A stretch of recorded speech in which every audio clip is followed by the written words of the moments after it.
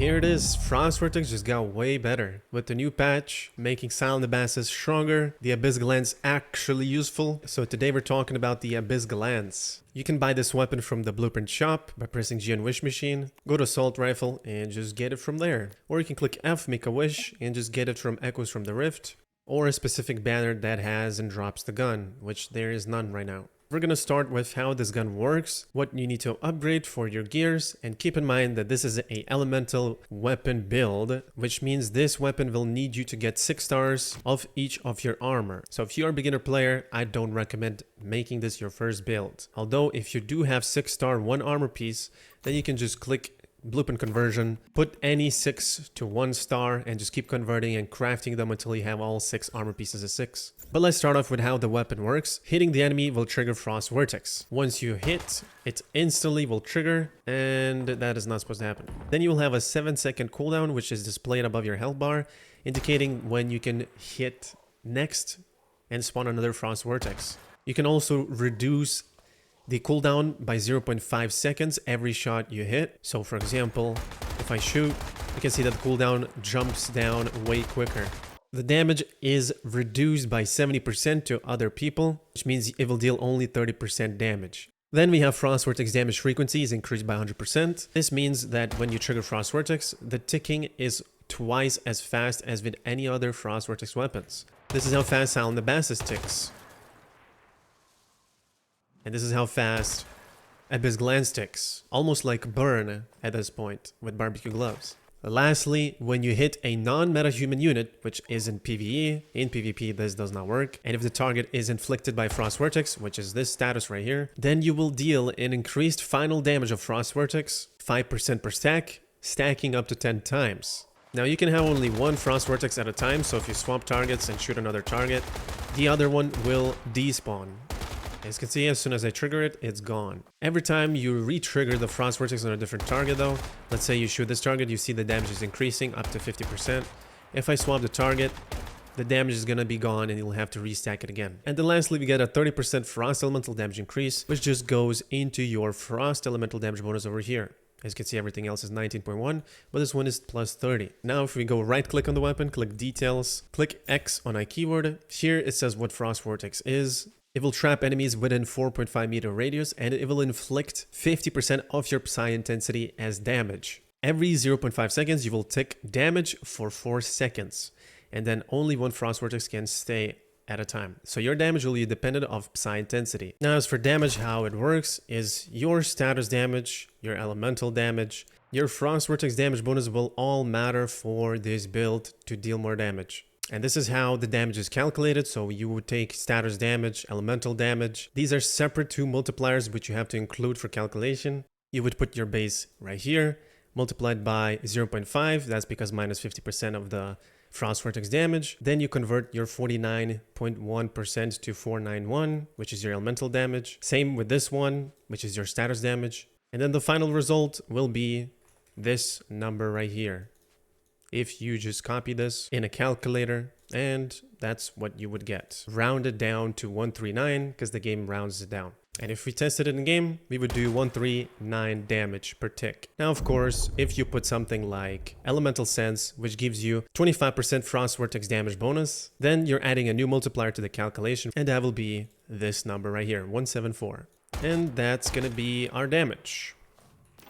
So if you ever wanted to see your stats, you can click inventory, press C, and then all the stats are displayed over here. Now, if you go to my Abyss Glands sheet, this will be, the link will be in the description. And if you click on Minimax on the bottom here, you will see a full list of multipliers and what they are and where they're obtained from. So Frost Vortex damage bonus, Frost Vortex final damage, status damage, Frost damage, elemental damage, gray ones, elites, and normal enemies. This will be your main multipliers for your damage increase. Lastly, I want to say, how does Frost Vortex final damage work? This can only be obtained from your mod, which is the Frostway Wither Mask. And then the gun passive gives you 5% each stack, stacking up to 50% after 10 stacks. So every time you trigger the Frost Vortex, and as it's triggered, if you do 1 shot, 2nd shot, 3, 4, 5, each shot you will get 5% Frost Vortex final damage bonus, which the maximum we get is 209.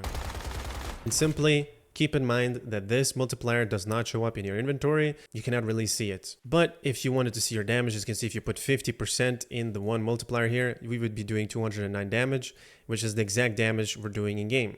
209. And keep in mind, if you add Frost Vortex damage bonus, which is this right here, this is not final damage, and it is a separate multiplier apart. So if I just keep spamming and shooting, you can see me do 313. That way you would have to add a new multiplier and just put 50 in there. If you added the Frostwave Wither Mask, you would have to include that 30% to this multiplier as well, which would be total 80. Now, let's go and jump into the mods for the weapon, what you will need to use for this gun, and what armor pieces and everything else we're using. We're going to start off from the full HP build, which is going to be worse than low HP build, of course, because you will get less from the armor pieces than you would from Treacherous, being low sanity.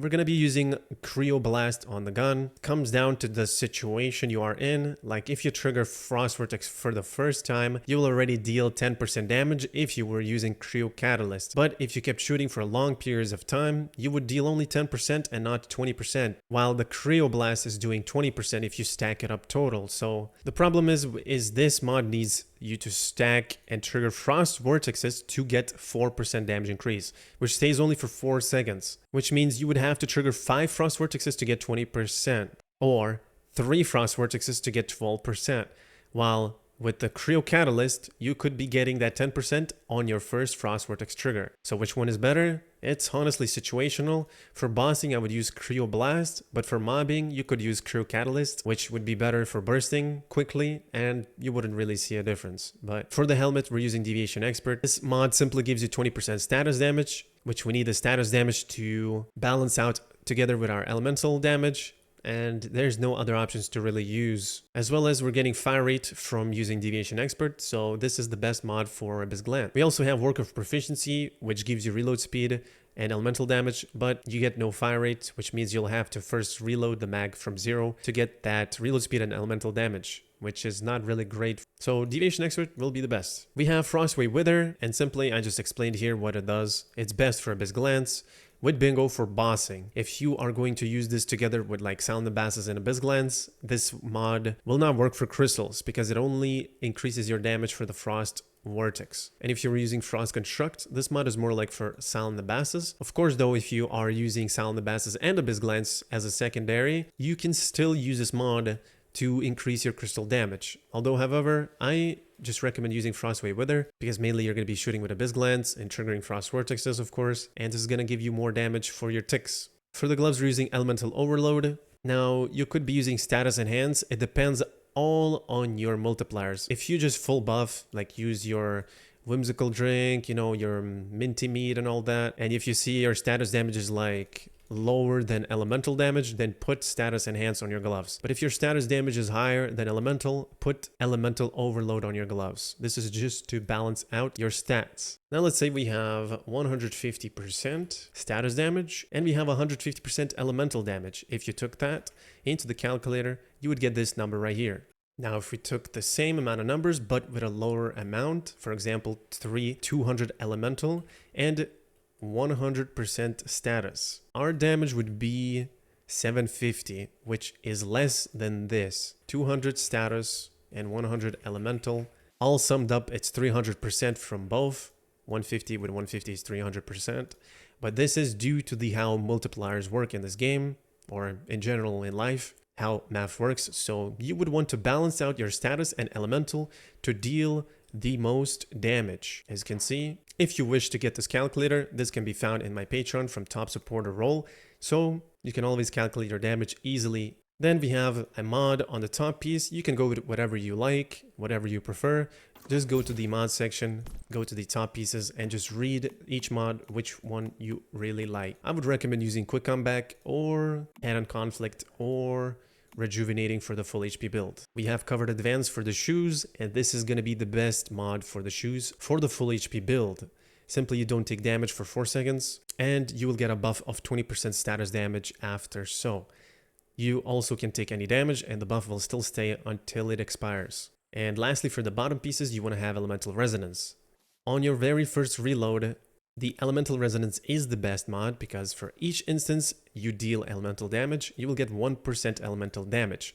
which, as we all saw, Frost Vortex ticks very fast, which means you'll be able to stack it in about 2 Frost Vortex procs. Once you hit that reload button, you will get 24% damage increase on your next reload. Now that we got all the mods set up, we're going to be using 4 shelter pieces for the full HP build and renegade shoes for the reload speed, as there's nothing really else you can put, either reload speed or magazine size increase. Now for the keyword item, we're using covered walker shirt. Now I explained here where this armor can be used. So the covered walker will be used for just literally crowd control. When you shoot small mobs, they will get sucked into that big circle. Earthly boots will be used for bossing. So if you are, bossing, just replace this top piece with the shoes, put renegade here and put earthly boots here. And of course, you can also use frost tactical vest if you're not marking mobs. If you don't need the crowd control, because if the room is already very small, you can then use frost tactical vest, which it will just spawn extra spikes, which will deal more damage if everything is in the area. Then we have the calibration for the gun. You will want to mainly use heavy because fire rate, you're going to be spend too much time reloading. It's not going to be that optimal. And heavy just balance it out between both. Less fire rate but more mag, which lets you shoot longer. And that also works very well with elemental resonance because you'll have more ammo.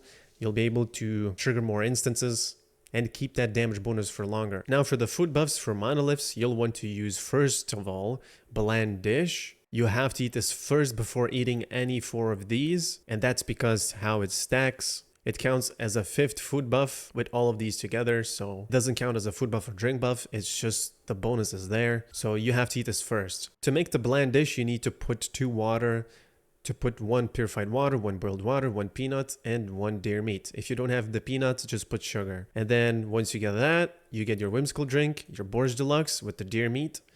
The deer meat is going to give you 3% damage increase as gray ones if you mark it with the bingo. Then we have hot dog and sausage. You eat sausage first if you're not chef class, and you eat both if you are. And the ammo you're going to use for monoliths is going to be disintegrating ammo. For silos, you'll want to do the same except bland dish, whimsical drink, Stardust energy drink, minty meat, and hot dog. If you're like clearing through multiple mobs and elites, you'll just get elemental damage increase by just eating the food buff. And of course the hot dog, if you use the bingo as secondary to mark elite enemies, then you'll be able to utilize the hot dog together as well. And for deviants, you'll want to use suppression ammo for silos. This works for bosses as well. This doesn't work in monoliths though, that's why we're using disintegrating for monoliths. And penetration for vultures, humanoids, and Rosetta in silos. Now let's go to the low HP build, which is the same setup except we are using lunar suffix on the helmet and the top piece lunar suffix. As you can see from the full HP build, we are only using 2 frost vortex suffix on the gun and mask, and the rest is just either 5 talents right here on the helm, gloves, top, shoes, and bottoms. But we're going with downstar because downstar gives you the same value as you can see here, and it gives you more damage if you meet conditions. So if you were using talents, it would give you the same value literally. The only downside of downstars is you cannot have reload speed and magazine capacity on them. But for the low HP build, we are using 2 frost vortex suffixes on the gun and mask, helmet and top piece lunar suffix, and only 1 is talents, which is the gloves. The 2 shoes and bottoms are downstar suffix. So you want to use rush hour on the shoes instead of covered advance because we're playing a low HP build, and rush hour will give you the most damage. And the armor pieces we're going to be using is going to be the same thing. If you're bossing, use early boots. If you are mobbing, use the covered walker. And if the space is so narrow and all the mobs are together, just use the vest, frost tactical vest. Of course though, we're using 2 shelter pieces instead of 4 here. And we're using 3 treacherous pieces because it's a low HP build. And to drain your sanity, all you need to do is put 4 dirty water and 4 polluted water, and you will get the large boiled water, which after you craft it, if you just consume it, it will drop your sanity by 800, which is the cap right over here. Although do note, one thing you need to know is that if you take your current HP and max HP and just simply divide it like so, and if you get this number right here, that is good. But if you got a number like this means that your HP is below 59%, which means you're not utilizing all stacks of the rush hour if you're full HP with the rush hour. So you would have to make sure that you get that number when you divide it, 0.3999 or 0.4. Furthermore, you can watch this video, it explains everything fully what that means.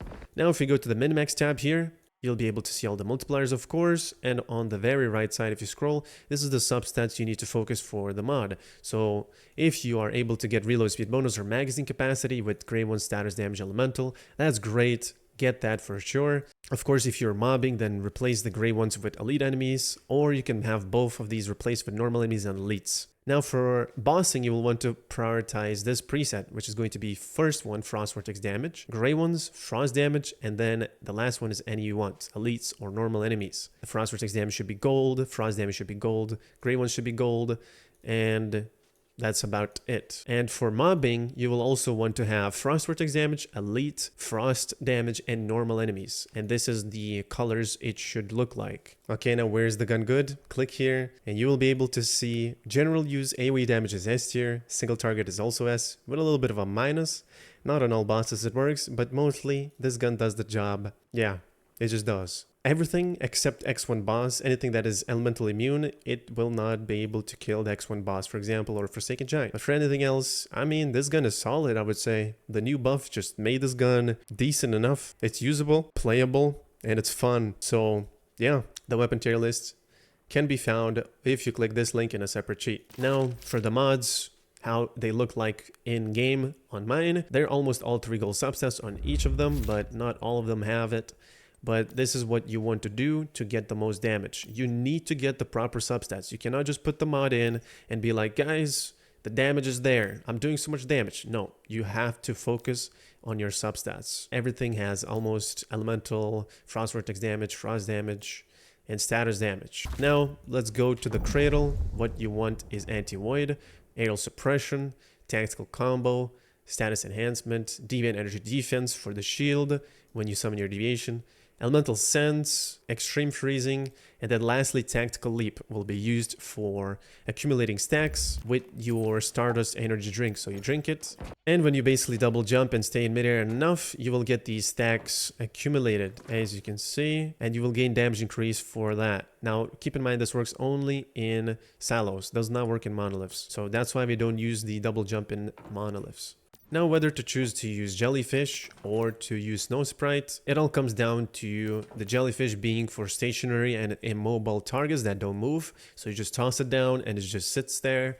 But if you are fighting a boss that moves, jellyfish isn't going to be great for that. They both perform the same. The snow sprite will generate crystals, which will spawn a crystal for you to shoot it, and it will deal the same damage as an Anabasis does, but it has extra 100% frost damage. And of course, when you shatter the crystal, the boss will take 48% more vulnerability damage, which is a separate multiplier, and basically your frost vortexes will deal more damage on the target you're shattering the crystals on. So it's actually less than the jellyfish, as you can see. The jellyfish is 39.2, and of course the jellyfish takes damage when you throw it down, but if it gets out of the range, basically it does nothing and misses. So that's why I prefer to use Snow Sprite for moving targets. So if I shoot a target, this is how much damage we do, 100, and when Snow Sprite spawns it and we crack this thingy, now we will deal 148, and it disappears. Simply, you just add a 48% multiplier, the same way you multiply all the multipliers, and we would get the same matching numbers without and with that we did in game. Now for extra damage increase, of course, you can use the kukri and the cleaver, which will give you 30% extra multiplier. This is a mistranslation. It's not attack multiplier. It's just a 30% multiplier that increases your frost elemental damage, basically anything, even your bullet as well. So it just enhances overall your damage by 30%, anything that deals damage. So for the kukri, that does the same. You also get even 20% psi intensity, and you also get 30% attack as well, which stacks together with this rusted blade, which in total you get 60%. This is my damage without anything. If I throw the ice cubes and break it with the kukri, break it with the cleaver, now we'll do 192. The kukri has finished, and now we do 130. Now, as you can see, for example, we have the kukri and cleaver. Without it, we do 100. With the 20% psi intensity multiplier, which stacks to the same amount as ammunition gives you psi intensity. If you had, like, I don't know, this is with copper ammo. If you had disintegrating ammo, which gives you 15% psi intensity, then you would have 35. We are using copper ammo, so the kukri gives us 20 psi intensity. 30% comes from the kukri, and then Another 30 comes from the cleaver, which in total is 60, and that's the number you see right here. And then without cookery and only the cleaver, we get only 30%, which, as you saw, the number matched exactly. Now keep in mind that a lot of people are confused about the attack multiplier. They think that attack gives you frost damage. For example, if you put this calibration which gives you attack, you might think that it gives you elemental damage. No, it does not, and this is only for the cookery and the cleaver.